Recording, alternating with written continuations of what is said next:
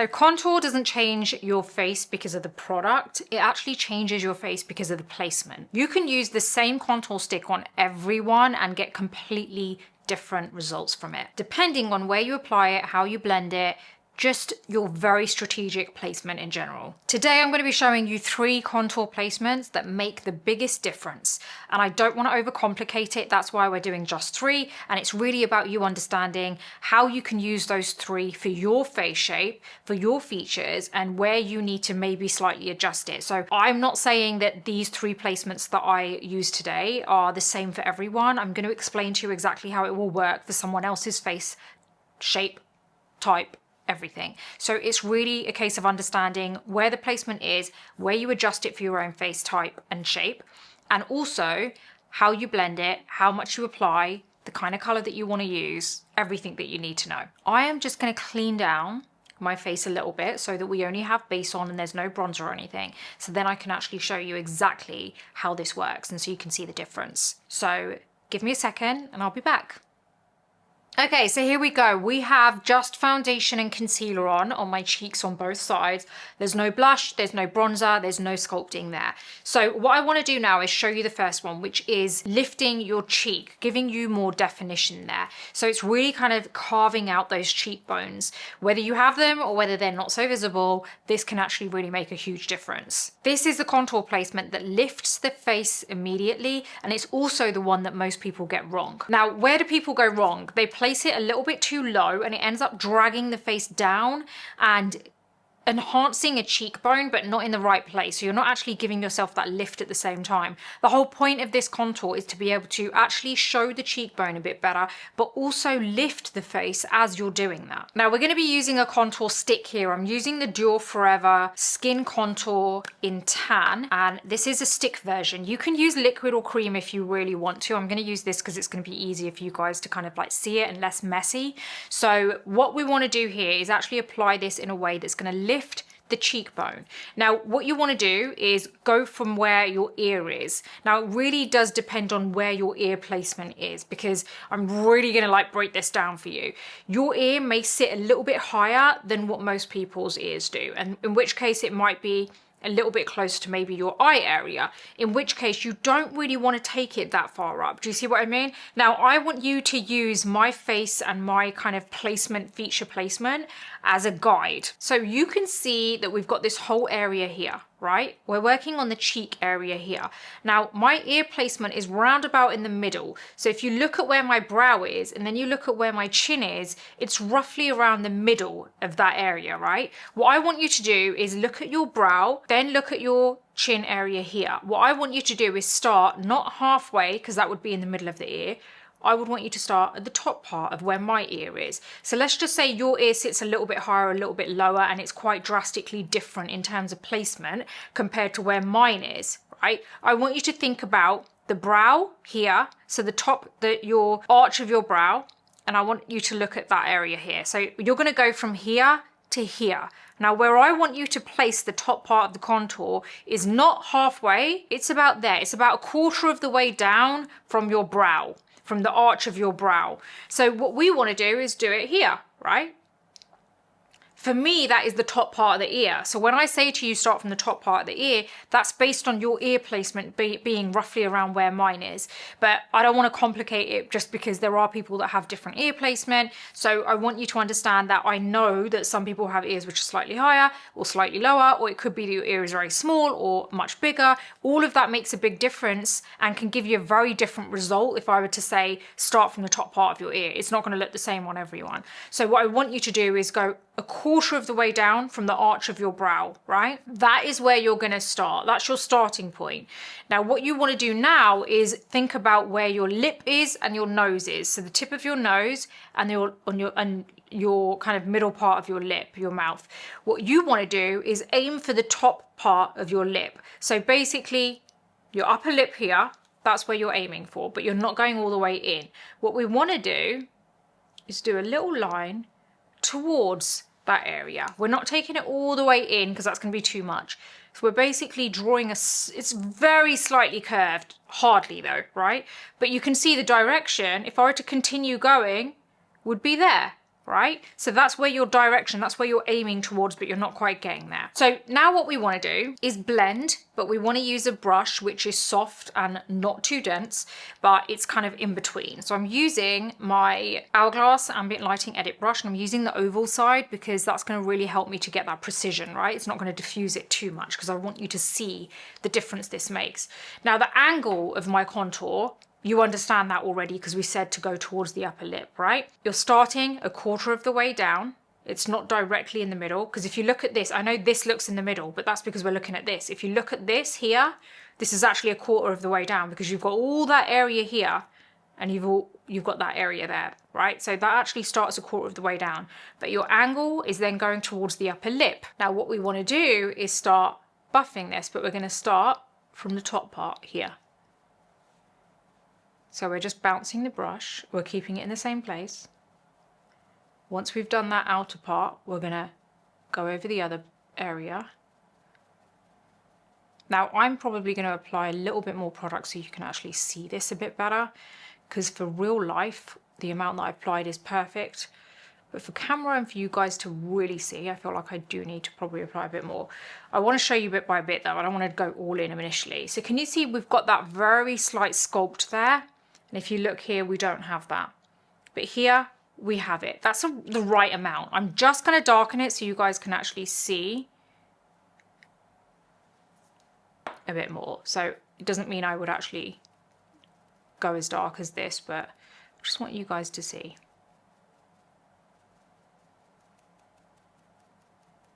I'm just bouncing the brush. I'm always making sure that I'm getting the perimeter part done first, which is out here. And then I work my way to that area. See that? A little bit deeper. You can see that sculpt now. Now we've sculpted the cheekbone, so you can now see it looks like I've kind of lifted cheekbones, but it's also lifted my face a lot there. It's really kind of taken your eye upwards. If you look here, it's kind of flat, right? Let's move to placement 2. And then once we've gone through all the placements, we're going to discuss the color and everything and the texture. So placement 2 is your temple and forehead contouring. It's a very soft structure that we want to go for, nothing hard. This placement changes the balance of the face without looking obvious, so it doesn't look overly obvious. So right now we've already contoured the cheek. Now what we want to do here is think about the wideness of the forehead. Do you want to slim it down a bit? Do you want to lift a little bit, right? So this is actually going to lift and slim it down all at once. Now there's a couple of different kind of tweaks that you can do here. So if you are looking to slim down the forehead, then what we want to do, and what that means is if you have a slightly rounder face, you want to basically apply your contour here, because what we want to do here is we want to slim it like that, right? And that's what the contour does. That's what we're going to do by giving the illusion of shadow there.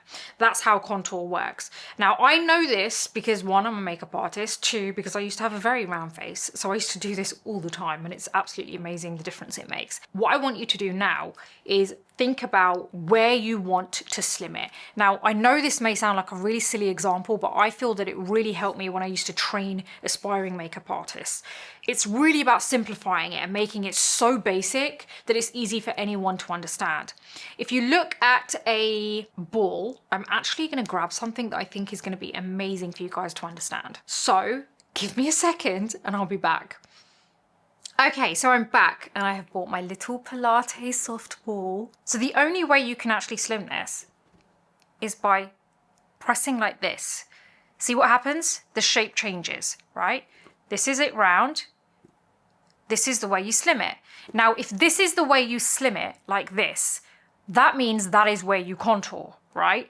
But you don't need to contour all the way down the side of the face. If you're dealing with a very round face, then yes, you would, but that's going into advanced contour. We're just talking about 3 placements today. Now, what we want to do is just kind of apply it here, right? That's going to help to slim down the forehead there. See how that is round at the top?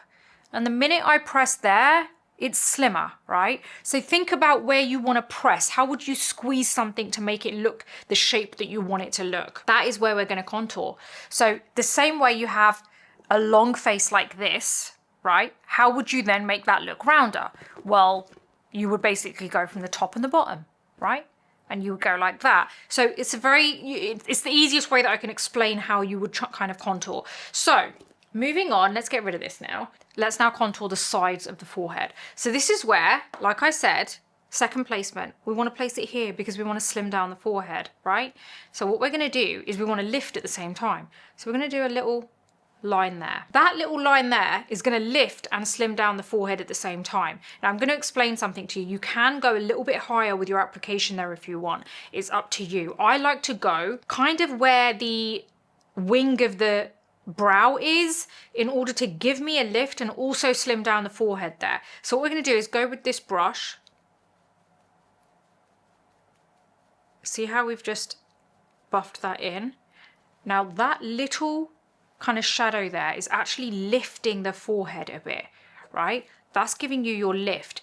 If you want to slim the forehead down a bit more, then you can kind of like take that contour into the hairline, right? And that's going to slim down the forehead for you there. It just slims that area down.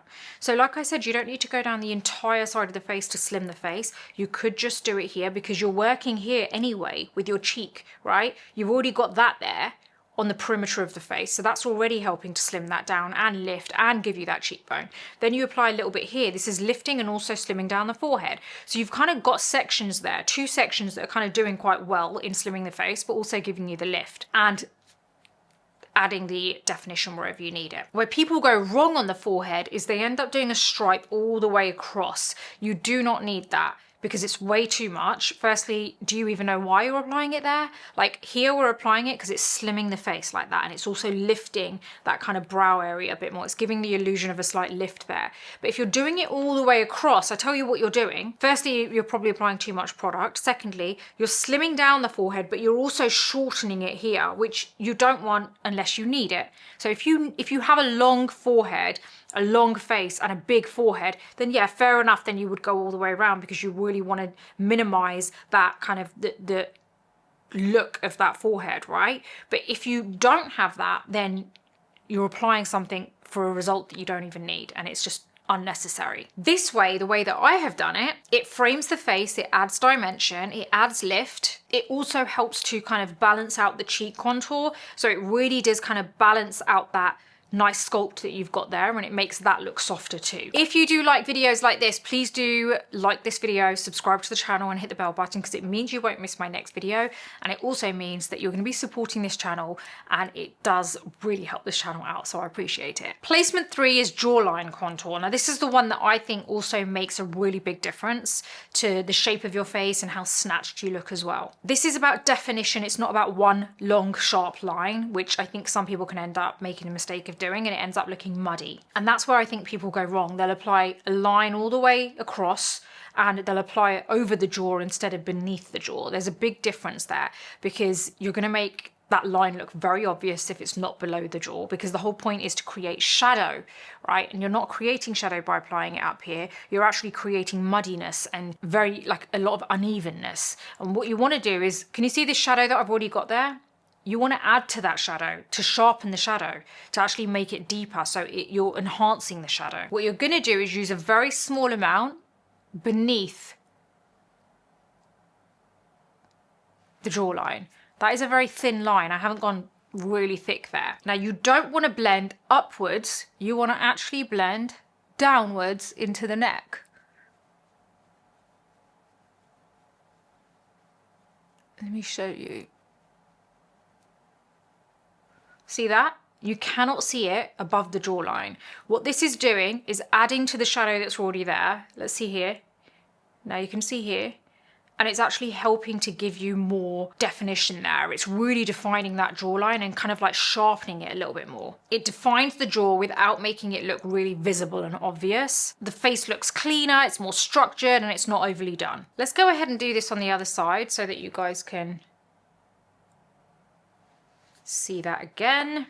By the way, have you subscribed to the Beauty Breakfast Club? It's my online magazine, which I know you're gonna love. Let me just do exactly what I did on the other side, otherwise it's gonna be uneven. So we're just buffing. There you go. So yeah, it's all about beauty, wellness, health, fitness. And I know you're gonna love it. I'm gonna do a little dash there. It's free to subscribe. But there is a paid version, which is basically giving you access to the entire site, but also it is allowing you to join the group chat, which is honestly so worth it in itself, because you get to meet everyone else, like-minded people who love beauty, everyone sharing their tips and tricks. I'm in that group, so you can basically ask me any questions directly as well. So if you go for the paid version, that's what you're going to get, as well as access to every newsletter that's been released. There's like mini tutorials on there. There's also like best product reviews, like really interesting beauty reviews and products and information and articles on there that I think you're going to love. So make sure you do subscribe. So there you have it. We've done it on both sides. We've got that sculpt, we've got that contour. It's slimmed down the face. It's given us a lift. It's given us definition, and it doesn't look over the top and overly contoured. So those are my 3 easy contour placements that I feel anyone can do, and you just adjust it to where you should be applying it. The main one that probably changes in terms of like placement slightly is the cheek area, I would say, because that all depends on how big that area is for each person. When it comes to the texture of the product you're using, I would go for something which doesn't dry too quickly on the skin. So a liquid tends to dry much quicker, so I wouldn't necessarily recommend that if you're not used to contouring. I would actually go for something like what I've used, because that is very creamy, very easy to blend, doesn't dry immediately on the skin, doesn't look muddy, and it actually does warm up your face nicely as well without it looking orange. So I'd go for something like that. If you want something even more kind of softer, then I'd go for something like the Makeup by Mario SoftSculpt Bronzer and Shaping Serum, because I think that's a really good option for someone who wants something very lightweight and not too overly kind of heavy. It's actually a very good product to also sculpt with if you maybe are lighter skin tone, or maybe just can't take a lot of makeup and want something very natural.